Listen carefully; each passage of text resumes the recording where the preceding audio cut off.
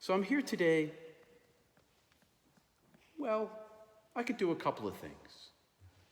I can allow time for questions because I understand most of you have, or many of you have read my books. And if you have questions, if you would like, toward the end, if we have time, I'll answer as many as I can. But mostly what I'm doing here today is taking another quiz. I've been doing this survey in all the churches where I speak. So I'm going to ask a series of questions. I'd love you to raise your hands if something like this has happened to you. Is there anyone here who is a near-death experiencer? 1, 2. Is there anybody here who's lost a beloved person in their life, and that beloved person came to them for a visitation? 1, 2, 3, 4, 5, 6, 7, 8, 9, 10, 11. Is there anybody here in this congregation who's ever had an infilling, what is called an infilling of the Holy Spirit, a conversion experience where you have this buzzing hum inside you? Anybody here? 1, 2, 3, 4, 5, 6, 7, 8, 9, 10, 11, 12. Anybody here in recovery had a divine experience of the greater power that gave you the strength to overcome your recovery? And you don't need to raise your hand here because that's anonymous. These experiences, before I go on, would you all raise your hands if you raised your hands once? 1, 2, 3, 4, 5, 6, 7, 8, 9, 10, 11, 12, 13, 14, 15, 16, 17. How many people are here? 30? 31. The choir's all down here, right. So half the congregation has had a mystical experience. What's a mystical experience? A mystical experience is where God touches you directly. It's transient. It doesn't last long. It's fairly quick. It's ineffable. Once you have it, you can't really describe it to anybody. You try, but you can't really convey it. It's noetic. You know something in your soul that you didn't know before, and you've been changed by the experience. And it's passive. You did not make it happen. It happened to you. The breadth of mystical experience runs from the high end of near-death experience and unitive experience. Anybody here ever have a rapture into heaven? Anybody here ever meet Jesus? Have an angel experience where you see, touch, know? So at the high end, you have the unitive experience where a person is taken out of themselves, like Ezekiel, for instance, and brought into the divine presence of the oneness of all being. You've heard of John of the Cross, yeah? Teresa of Avila, Julian of Norwich, Hildegard of Bingen, John Roos, Rumi, Kafir. All the way to the lower end of the scale of the life-changing experience in terms of grief when a deceased loved one comes to visit you and you make this shift in your grief. You're still grieving because you love, but you shift from belief in the afterlife and hope for the afterlife to knowing that your deceased loved one is still real. That's a major mystical shift in a person's life. One of the things that happened in these wonderful congregational churches 500 years ago during the Age of Reason is that we began to toss out mysticism because we couldn't quantify it. We're a very rational group, Congregationalists. Look at the lines in the building. It's very perpendicular. It's very clean, open windows, very rational, and that's wonderful. I'm all for reason. But that's only half the story. The other, truer half of the story was told here today in Hebrews and in Luke. You are not from here. So who here has ever seen, I'll give you a bunch of different titles, The Matrix. Anybody see the movie The Matrix? Okay. I'll give you a different example. That's like the best one. I saw only some of the younger people say yes. So here, being embodied. All right, so you know that I died, right? I died again in 2015. I had a heart attack. I went up the tunnel. I chose to come back again, against my better judgment, even though I was the one making the choice. Anytime you leave your body, you now know permanently that you are not your body. If you've ever left your body, you know you are not your physical form. So please raise your hands again, you NDEers, your near-death experiencers, people who've been out of their body. Okay, it's a kooky thing to say, right? We don't talk about that kind of stuff. And that is, to me, is really what's missing in our faith, is we don't talk about those experiences that are most important to us spiritually, the ones that brought us here in the first place, the ones that keep our faith going when we have a direct encounter of the divine. How many here in this congregation has ever told anybody in the congregation any story about anything we raised our hands about today? 1, 2, 3, 4, 5, 6. That's good, 7. So you have conversation about it. One of the things I'm hoping to be able to help you do is maybe find time in your own congregational life to talk about the things that really matter to you spiritually. Now you go, I see that you have the food pantry work, that's wonderful, and you do all the social action stuff, that's fantastic. But that needs to be driven by something other than just your faith. It needs to be driven by your connection to the divine. Faith is more than just an idea. It's more than just an action. It's a connection to the divine that's cultivated in the context of a people, but also individually. In your heart, this is where your temple of God is. This thing, this is the veil. This is the thing that prevents you from seeing what is real. Me too. The brain, can you feel your brain? Your brain is not self-aware. Your brain doesn't know it's a brain. You know it's a brain because you read books on brains, right? But your brain doesn't know it's a brain. The same is true for your body and your soul. Your soul is in your body and it forgets, it doesn't know that it's there until the divine touches you. And once the divine touches you, you know that permanently. You can't unknow that. You might not have that same strong feeling, but you've shifted inside your head. Churches are empty. Not just in our denomination, but even the Southern Baptist Convention is crashing now. Why is that? Why is that?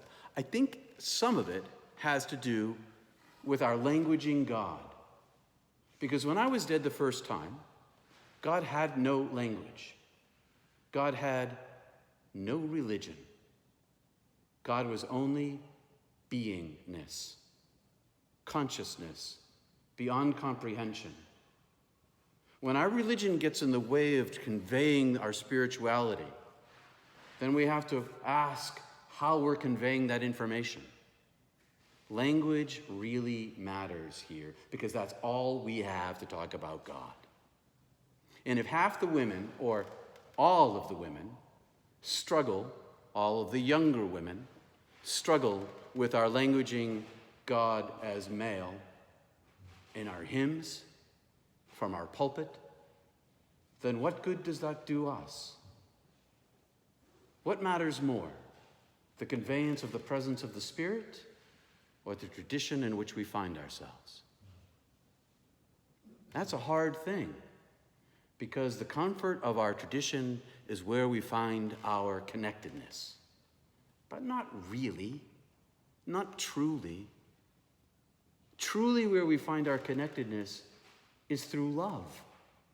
That's where it's at. That's where it's at. We're built that way. God is love. God is love. And so when you love somebody else, that's not your love. That's love flowing through you to another person. When they love you back, that's love flowing back to you. These aren't our wealth. This isn't our wealth. We don't own this. We are this. We are this, made in the image of the divine, like a photon that is wave and particle at the same time. You are both a part of God and separate from God at the same time. Paradoxical. You know, it says in here, you don't know when the thief is coming. If you knew when the thief was coming, you'd be prepared. Well, here's the thing. You know the thief is coming, right? You know that you're going to pass on. You know your body, your DNA body, is going to end. You know that. No matter what we do, that's the thing. So, how are you preparing for that? You're here. You're here, creating a space inside your heart for love. That's what we do in community. But here's the thing. Here's the thing. It's not just about us. It's about all humanity going back hundreds of thousands of years.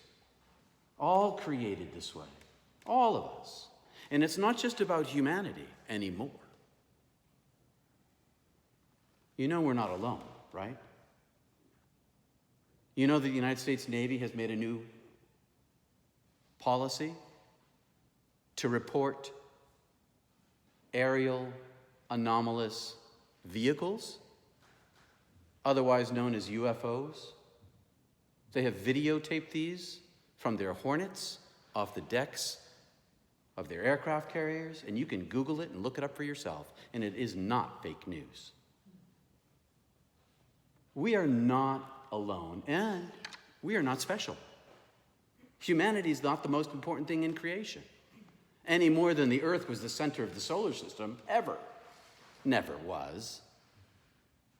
But every single one of us is utterly, utterly beloved. Every one of us. Fully, fully known. It's not about the veil. It's not about the earth. It's about the divine connection inside us. The treasure, where your treasure is, there your heart shall be. If you treasure love, that thing that's built inside of all humanity, nearly every mother, probably 99% of all mothers love their babies, even those who are, end up in the news for terrible things. They probably still love their babies. That's a very human thing, love. If I were God and going to build into humanity the opportunity to find me, I'd build in love. Love perpetuates itself. Love grows itself. It's worth at least 3 times more than the 2 you put in. 2 people love each other, it magnifies. That happens in communities when you get together and pray too, by the way. That's one of the great advantages. If you can open your little tiny hearts up, pretty soon you have a huge heart all together, and you're all inside this bubble. So, keep your lamps lit. How do you keep your lamps lit? How do you do that? Action, prayer, worship, remembering the presence of God, loving other people. That's really how you do it. You keep your lamp lit by loving other people. And when you love another person, you're loving yourself. And when you're loving yourself, you're loving the divine. And when you're loving the divine, you're loving another person. There's this connectedness. All the love, when I was dead, all the love I gave away, I got to keep. All the love that was given to me, I got to keep. And the most powerful love of all was the totality of the oneness of the divine's singular being of absolute, unexpressible love, beyond imagination. A storehouse of love greater than the size of the universe. And we're just these little teeny tiny things which have access to this great, huge amount of love. If you took all of the suns and all of the galaxies, what are they, 23 billion galaxies, with, say, 20 billion stars each, and you swished them all together into one big luminous being, all made of photons, all emitting photons, you are one of those things, the same as the substance of the divine being. Separate from it, trajectory away from it, but of the same substance. That's why mysticism matters, because it shifts us away from thinking only about the world to experiencing the divine. Because when you experience the divine, you touch into the soul of the being of God.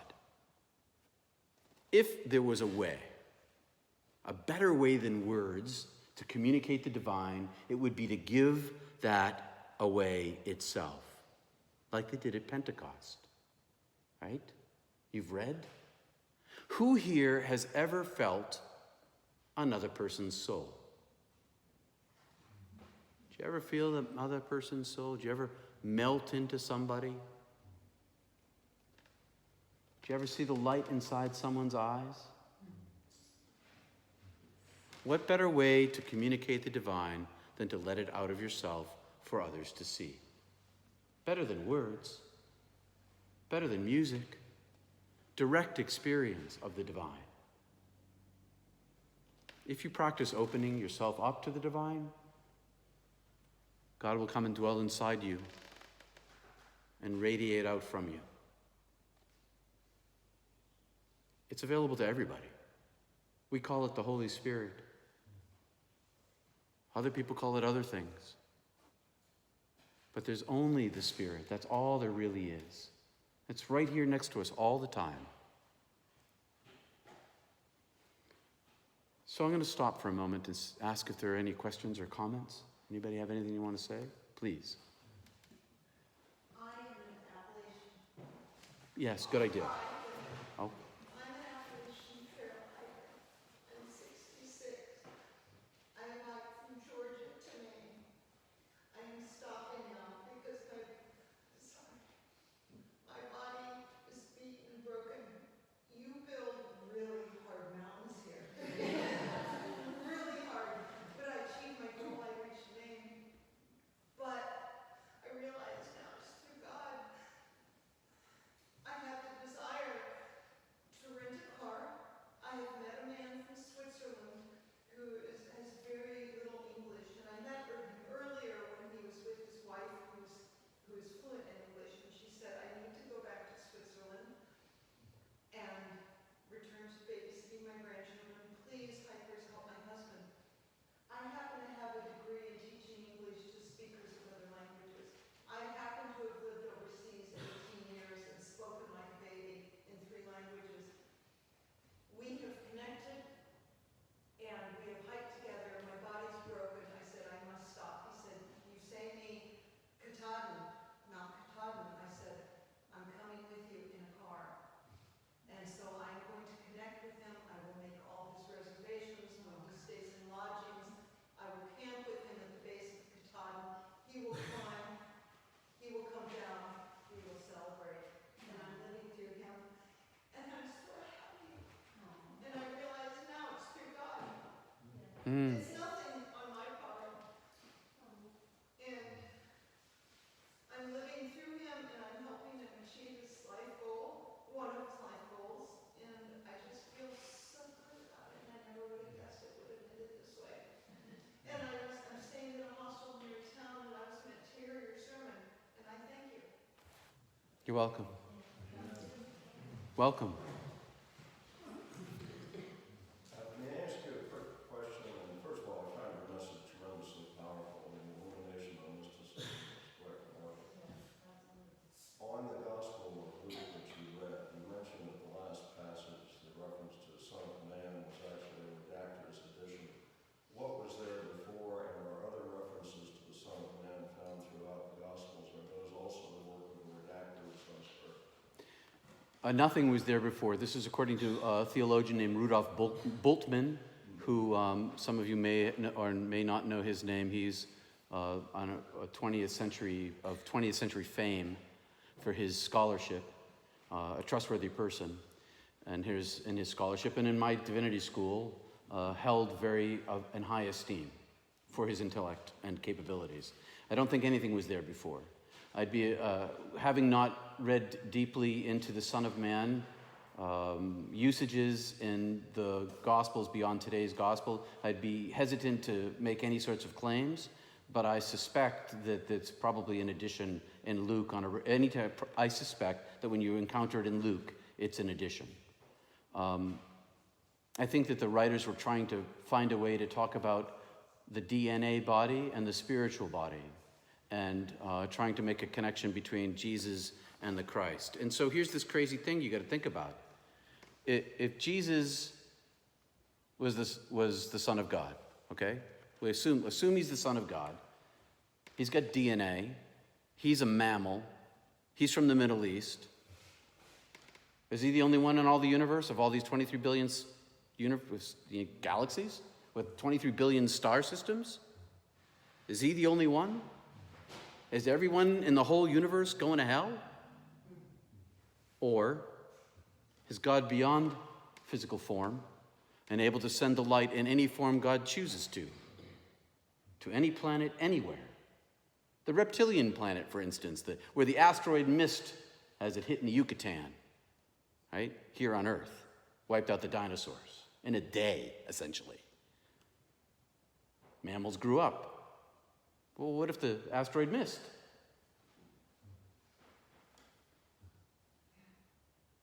God is so much bigger than our language.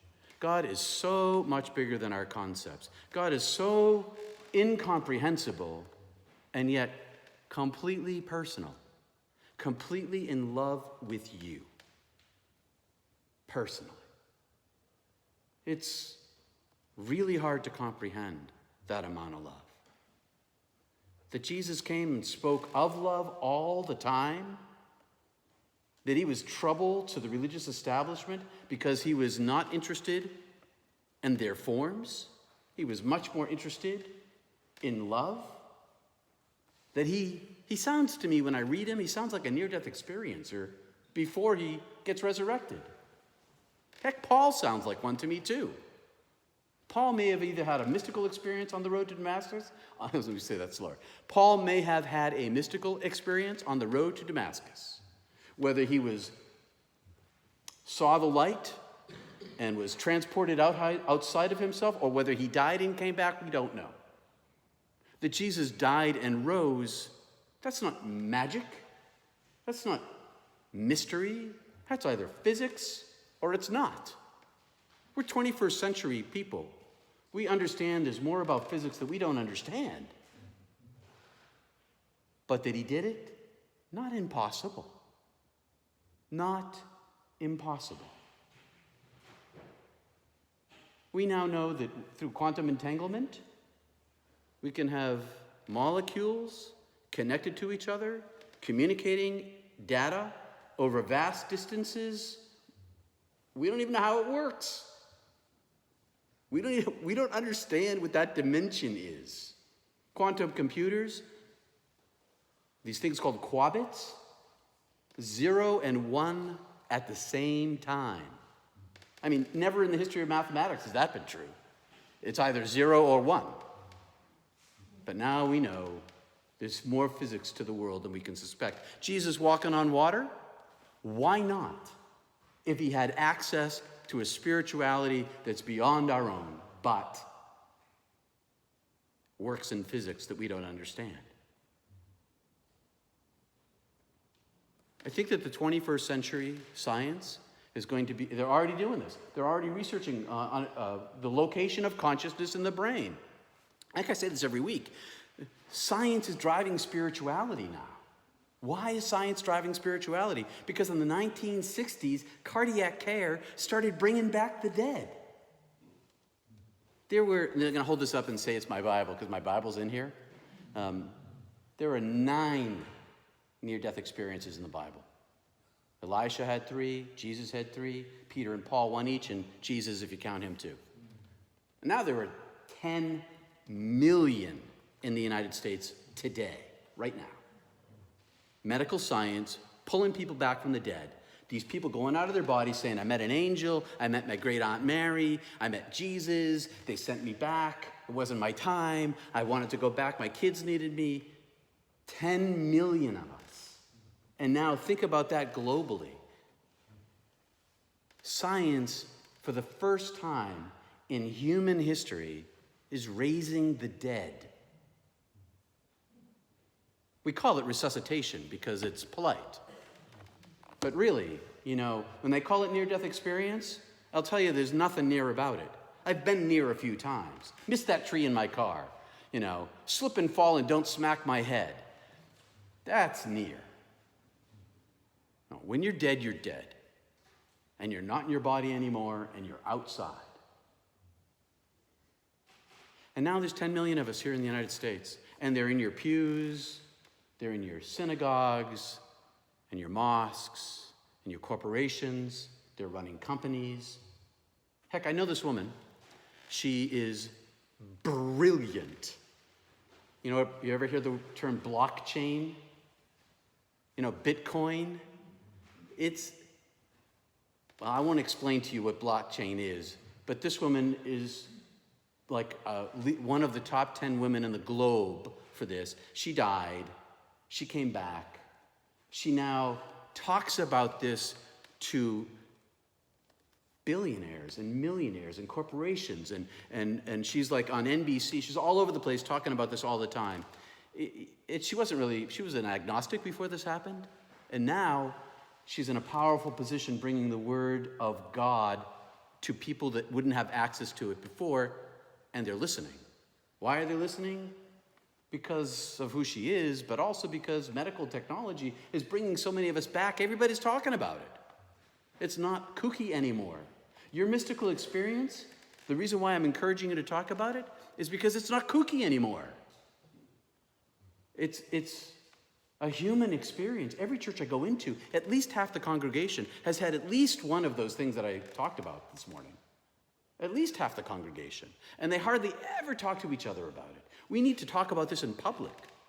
Near-death experience is now being talked about in public, i.e., mysticism and God are now being talked about in public on a regular basis. It's like the time is ripe. It's ripe for this kind of conversation. And every single human being has it right here, right there, all the time. Just have to access it. Just have to open the door. Just have to wave the flag. Here I am, God. Here I am. It's super easy. It's not complicated. There's two parts to it. Love and look at God. Seek ye first. Seek heaven above all things. Love thy neighbor as thyself. Can't get easier than that. There's a global revolution going on. It's quiet, but it's all driven by science. And it has to do with loving each other. Because the message that most of us who've gone as far as I was taken, we come back with the same message. God is love. We're called to love each other. The treasure is the love of your heart. That's what you get to carry with you. All the rest, not so important. Other questions? Didn't the redactor then do us a favor in inserting Son of Man? Because that concept seems to capture so well this very powerful image that you're describing, that what Jesus experienced is accessible to all of us. Yes. Human beings. Yes, I can see what you're saying. It is the connecting point between the spiritual and the, yes, except for when they say the Son of Man is coming again, that gets a little confusing in terms of its language structure, right? I find that the writer, and especially in Hebrews, is a little awkward. It's a little awkward in its management of the metaphor. And sometimes I think that that's true in the way that the gospel interprets things too, with the redactor. It's a little awkward because really all we have is metaphor to talk about God. That's it. And we use symbols to express it, but in terms of language. So there's this whole theological movement called, negative theology. Negative theology started in the 6th century, because this is not a new thing, all right? Negative theology is if I say this paper is good, then I can't use the word good for God. Because if this paper is good and God is good, then the quality of God's being is imperfect paper. So everything you say about God is not true. Because it's only an approximation. Unless you say out loud, I write a lot, and I use capital G's. So when I'm talking about the good paper, I put a little g. When I'm talking about the goodness of the divine being, I put a capital G. But I'm just kind of, trying to manipulate the language to express it. But really, whatever you say about God isn't accurate. What's accurate is love. That's as close as we can get. Otherwise, we're kind of fumbling with language, which is okay because that's all we have. Other comments or questions? It's 11 o'clock. It's like after 11. Hearing none? Oh, we got one in the front here. I've been reading quite a bit about empathy, and I try to wonder if I've ever felt empathy, because I really don't know what it is, I think it might be important, and I think what this woman is helping this man, is that like empathetic? It's like an empathetic act. Sympathy is feeling bad for someone else's feelings. Empathy is feeling their feelings. And some people are more able to feel empathy than others. It's just like some people see more shades of blue than other people. And some people are better at mathematics. Some people are better at empathy. Some people are better at whatever. So don't beat yourself up if you don't, or you do, because you're feeling another person's feeling. And I'm empathetic. I have that, I think it came from my near-death experience, and I'll tell you, it's wonderful often, and it's not the rest of the time. Because I can't really shut it off. I try to learn how to create barriers so that I'm not, like if I go into a crowd and the crowd is angry, I feel the anger inside of me. I can't block it out. It's hard for me to do that. I leave the crowd. That's, so it pluses and minuses with that, but basically it's feeling another person's feelings. So, pardon me, but when you were speaking, if people were feeling her tears, that's empathy. If people were sorry for her, that's sympathy. And either sympathy is less connective. It's a little more separate. Empathy is more entering in. But like I said, it's got its downsides. Other comments or questions? So thanks for listening. I hope that it was helpful. And thanks for staying extra. You probably all have, roasts in the ovens. You got to get going. So we can cut this to the chase if you want to. I'll step up. Bye.